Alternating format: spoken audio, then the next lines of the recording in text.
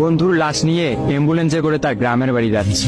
সময় কাটানোর জন্য ফোনটা বের করলাম। ঠিক সেই মুহূর্তেই মোবাইলে একটা মেসেজ আসে। আমার সামনেই আমার প্রিয় বন্ধুটি কফিনের মধ্যে লাশ হয়ে পড়ে আছে। মেসেজ করেছে আমার সেই মৃত ফ্রেন্ডের গার্লফ্রেন্ড অবন্তী। আমি মেসেজগুলো পড়া শুরু করলাম। ফাহাদ, আমাকে মাফ করে দিও। আমি যেই বাবার চোখের দিকে তাকিয়ে কখনো কথা বলতে পারিনি, সেই বাবা যখন অসহায়ের মতো আমার সামনে দুই হাত জোড়ে কান্না শুরু করতে লাগলো, তখন সেই বাবার ভালোবাসার কাছে আমাদের ভালোবাসা হার মেনে গেল। তাই আজ 11 দিন ধরে আমি অন্য মানুষের স্ত্রী।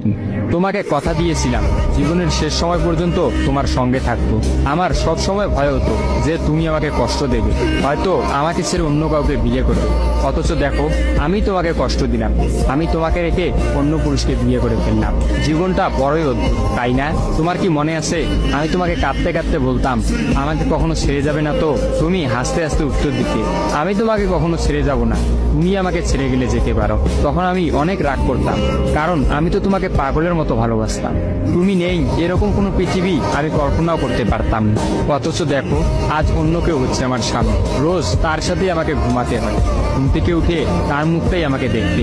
মানুষের জীবন এমন কেন যে যাকে চায় যদি তাকে পায়? প্রকৃতির তাতে কি এমন আসে যায়? কেনই বা প্রকৃতি তাদেরকে কাঁদায়? হুট করেই সবকিছু হয়ে গেছিল, তাই আমি ইচ্ছে করেই তোমার সাথে যোগাযোগ বন্ধ করতেই আমার নাম্বারটা বন্ধ করলাম। বিয়ের দিন ভাইয়ের ফোন হাতে নিয়ে আমার ফেসবুক আইডিটাও ডিলিট করে দিলাম। তুমি অনেক কষ্ট পেয়েছো আমি জানি, যার সঙ্গে সারা জীবন কাটাবো ভেবেছিলাম তাকেই শেষমেশ কষ্ট দিলাম। আমার পরিবারের সবাই খুশি, আমার স্বামীটা অনেক ভালো, এখন পর্যন্ত যা ব্যবহার করেছে আমার ভালোই লেগেছে।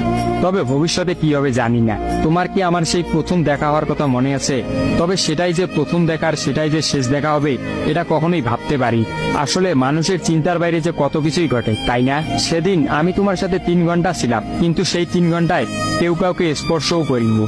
কিন্তু তুমি যখন আমাকে তোমার রিক্সায় তুলে নিতে তোমার হাতটা বাড়িয়ে দিলে, তখন আমি তোমার হাতটা প্রথম স্পর্শ করেছিলাম। বিশ্বাস করো, সেদিন আমার কিছুতেই তোমার হাতটা ছাড়তে ইচ্ছা করছিল না। তোমার ঘরে আমার জন্য কিনে রাখা শাড়িগুলো নিশ্চয়ই এখনো আছে। আচ্ছা, আমি তো এখন আর তোমার নই, ওই শাড়িগুলোকে আমি পাবো? তোমার তো যখনই কোনো শাড়ি পছন্দ হতো তুমি কিনে রেখে দিতে, আমি বলতাম বিয়ের পর সবগুলো একসঙ্গে নেব।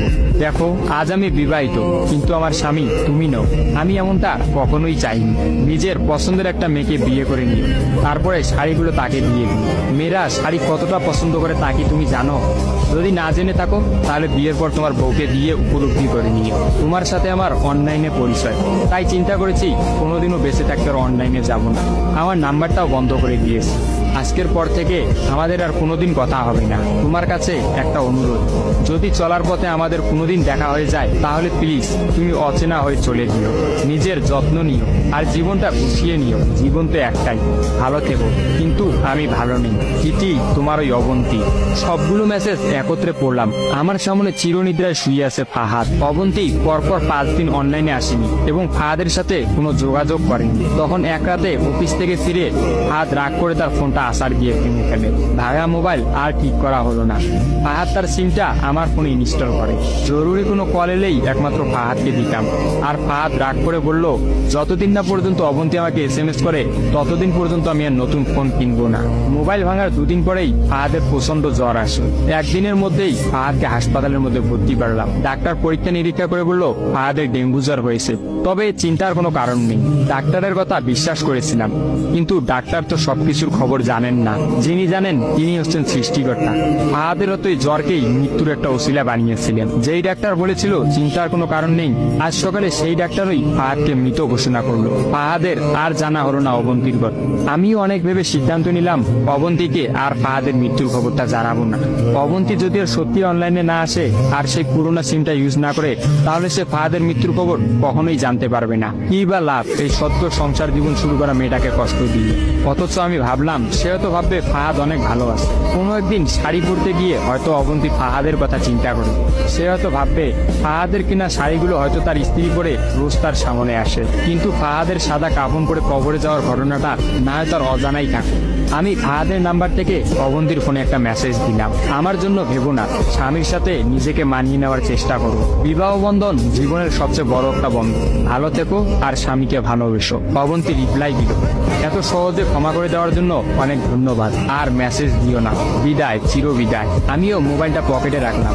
অ্যাম্বুলেন্স ততক্ষণে ফাহাদের বাড়ির সামনে পৌঁছে গেছে। কফিনে রাখা ফাহাদের মৃতদেহটা নেওয়ার জন্য সবাই দাঁড়িয়ে আছে। আমি ফাহাদের কফিনটা স্পর্শ করে বিড়বিড় করে বললাম, তোর সঙ্গে আর কোনোদিন একই গাড়িতে চড়ে ভ্রমণ করা হবে না। আজ তোর আর আমার একসঙ্গে ভ্রমণের শেষ দিন। বিদায় বন্ধু, চির বিদায়।